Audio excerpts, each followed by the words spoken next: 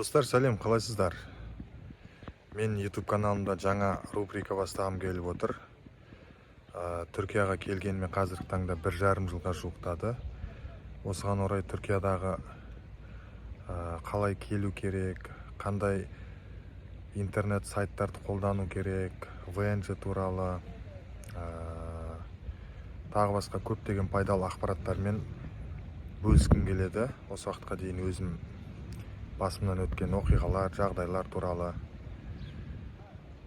YouTube каналымды бақылап, тіркеліп, алдағы уақытта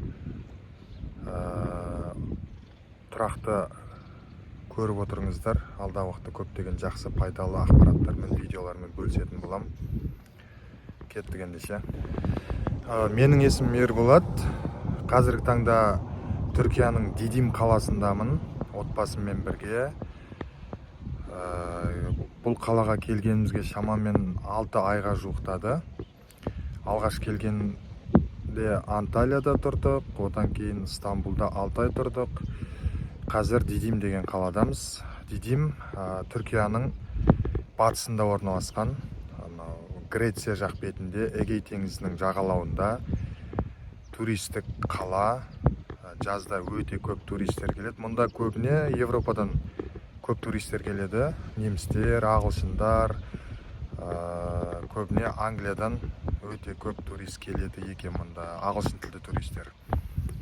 Ал Анталия болса, алдағы уақыттарда видеомен бөлісетін болам. Жеке Анталия туралы видео түсіретін боламын. Анталияда жүргенде как будто Ресейде жүрген сияқты боласың, себебі ол жақта әсіресе Аланияда өте көп орыстар, орыс тілділер жүреді. Мынау СНГ дейді, орта азиялықтар. Қырғыз, қазақтар өте көп ол жақта. Бірақ өмір сүруге өте қолайлы. Жалпы Түркияның қай қаласы болмасын, өмір сүруге, жұмыс жасауға өте қолайлы, ыңғайлы. Дидим қаласынан сіздерге шағын видео түсірейін. Қазір Ынтымақ деген паркте отырмын. Мұндай үлкен жалау іліп қойған, Түркияның жалауы. Көрініс керемет, көз тоймайды. Мынау Эгей теңізі. Осы қалаға қарсы бетте, мына теңіздің арғы жағында Греция орналасқан. Қала өте шағын, таза, дәл теңіздің жағасында орналасқан, серуен үшін, демалыс үшін өте қолайлы. Маған қатты ұнады. Халқы өте сыпайы. Стамбул, Анталиямен салыстырғанда халқы өте жылы жүзді, жақсы қарсы алады. Бұл қала көбіне жаздық сезон үшін арналған, себебі қазан, қараша айларынан кейін мұндағы халық басқа қалаларға кетеді де, тек сезон кезінде келіп тұрады. 3-4 ай осында тұрып, демалып, жағалауда күнге қыздырынып демалысын осында өткізеді. Мұнда жазда тіпті 800-900 мыңға дейін халық жиналса, қыста 100-150 мыңға дейін азайып кетеді, яғни 7-8 есеге азаяды. Көптеген үйлер бос қалады, барлығын жауып, тек сәуір, мамыр айларында демалу үшін келе бастайды. Қазір сәуір айы, сәуірдің 5-і, халық жаймен келіп жатыр, күнделікті көбейіп жатыр, сырттан теңіздің жағасынан байқап жатырмыз.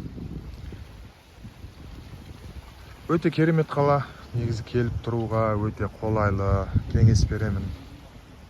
Осы қалада келіп тұрып көруге, басқа қалалармен салыстырғанда жанға жайлы. Көрінісінің өзі керемет. Дидимнің жан жағында орман, басқа да шағын қалалар бар. Автобуспен, таксимен немесе өзіңіз жеке көлік жалдап барып қайтуға болады. Ол жақтарда өте табиғаты, ауасы таза. Осылай достар, бүгінгі видеомыз осымен тәмам. Шағын видео түсірейін деп шешкен болатынмын.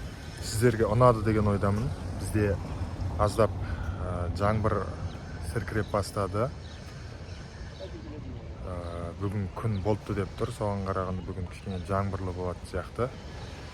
Видео ұнаса лайк басып, бөлісіп, пайдалы ақпараттарды достарыңызға тарата жүріңіздер. Алдағы уақытта өте қызықты контент жасаймын деген ойдамын. Жасау планда бар. Каналымды бақылап, міндетті түрде әрдайым қарап жүріңіздер. Сәттілік, күн сәтті болсын.